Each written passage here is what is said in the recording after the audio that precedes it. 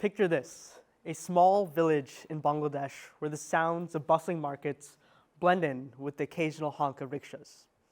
Here in the lush green fields, my father was born into a life constrained by poverty. He wasn't supposed to leave the farm. He wasn't supposed to receive an education beyond the age of 14, and he wasn't supposed to dream beyond the fields. Yet armed with sheer determination, he crossed oceans to America, a land where there are seemingly endless opportunities. My mother, driven by similar aspirations, came to America as well. My parents became part of a narrative that is often celebrated, yet at times oversimplified. The American dream. But what happens when that dream gets juxtaposed against the harsh realities of today's political climate? What happens when the children of those dreamers, like me, are confronting narratives that my parents are part of an ongoing crisis in America? To answer these questions, I'd like to share with you a bit about my background. In 2007, I was born in New York, a city where you can traverse continents in a single train ride. In Long Island, for example, you take the Long Island Railroad and you start off from my hometown of Huntington. Just a few stops later, you'll find yourself in Jamaica, Queens, a cultural hub from Caribbean to South Asian to several other cultures. But what looks like seamless diversity outside of a train window isn't always what it looks like. A closer look at New York's ethnic communities reveals a complex story. A 2019 study from NYU professor Ingrid Ellen found that New York remains one of the most racially segregated cities in the United States, with segregation levels largely unchanged since the 1980s. This divide is prevalent within schools, where 74.6% of Black and Hispanic students attend a school where there are less than 10% white students, according to a New York City Council report in 2019. At the same time, though, immigration is reaching record-breaking heights. In fact, Pew Research Center found that in 2023, immigration has now reached 47.8 million immigrants. And the US foreign-born population percentage is 14.3% of the US population, nearly threefold of that since 1970. But what looks like growth, is this really integration or creating new boundaries? Are we creating neighborhoods in New York where cultures connect, or bubbles where isolation thrives? If New York is truly the melting pot, why do so many of its ingredients remain in separate corners? What does it take to go beyond proximity and create genuine connection? To answer these questions, I bring you to Texas. In 2015, my family moved from the cultural diversity of Texas to the wide open plains of Dallas, Texas. In fact, I found that Dallas-Fort Worth area and New York City are two of the 20 US metropolitan areas with the largest number of immigrants in 2022. Now, this change wasn't just geographical for me. It really reshaped how I view immigration. During the 2016 presidential election, my life was dominated by immigrant headlines. For example, then President Trump had two executive orders that shaped my perspective. First was Executive Order 13767, which is known as the Wall. It became a central talking point in my first year of living in Texas and the US-Mexico border. Second was Executive Order 13769, which is known as the Muslim travel ban. And growing up in a Muslim family, this felt like a direct challenge to my identity and belonging. Now, interested by these experiences, I wanted to better understand how immigration in the United States has evolved over time. So I took a look at the 19th and 20th centuries of immigration and the past waves, and it was dominated by European countries such as Germany, Ireland, and the UK.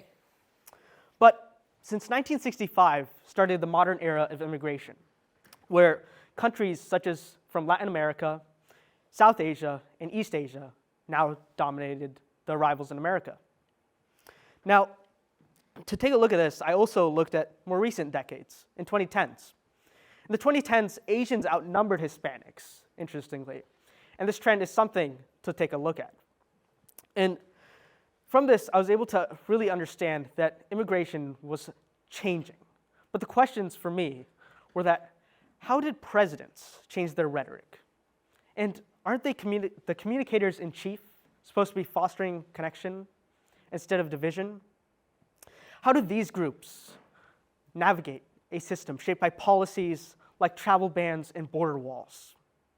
Immigration isn't just about crossing borders, it's about the narratives we create and the policies we enforce. And so this leads to two questions. why was 1965 the start of the modern era of immigration? And also, how have presidents, through their speeches or debates, influenced this public opinion? To look for answers here, I looked at 1965's Immigration and Nationality Act, passed by former President Lyndon B. Johnson. Now, by replacing a national origins quota system with a policy focused on family reunification and skilled workers, we were able to see a shift. And this shift from countries from Europeans to now Latin America and Asians made me wonder, at Milton Academy, what are the stories we tell about migration? At Milton Academy, where I study alongside international peers and peers along several plethora of different states, I think about how their perceptions were created from their origins and contexts. For one, in the United States, presidential rhetoric has one of the farthest impacts. In fact, it doesn't just shape policies for 4 or 8 years, it shapes the conversations we have for decades, if not centuries.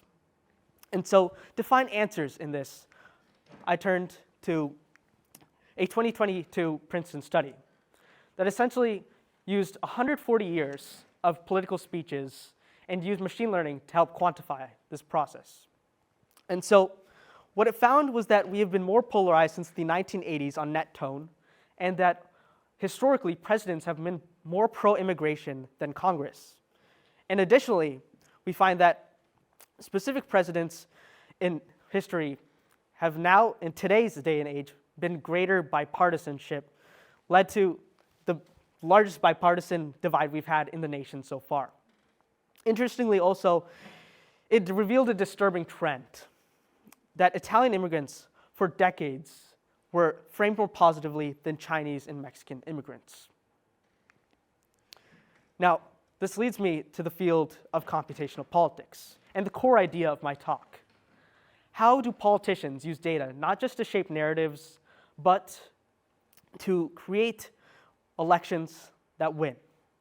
And so we can take a look at the example of President Barack Obama. During the 2012 re-election campaign, his team pioneered the use of big data in politics, analyzing millions of data points to micro-target voters.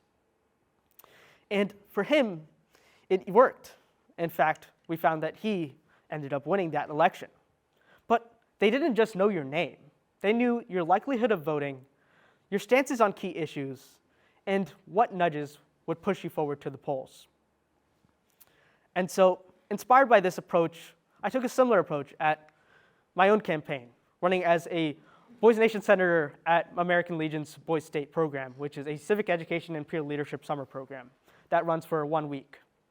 4 days, 40 candidates, and 300 voters, 2 spots of a US Senator.